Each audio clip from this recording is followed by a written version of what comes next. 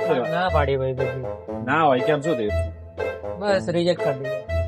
1 minute મને ચાલજે ત્યાં. એટલે પેલો શું કહેતો હતો હમણાં? મને શું કહેતો હતો તું? કઈ નહીં ભાઈ, એને ના પાડી દીધું. સાચે શું થયું બોલ ને. બસ એમ જ. એ આને જો આને કઈક થયું ભાઈ. શું થયું તારે? તો થઈ ના તો શું થયું? એક વાત કહેવી છે. બોલો ને તો. કહેવું ઘણું છે પણ કહેવાતું નથી.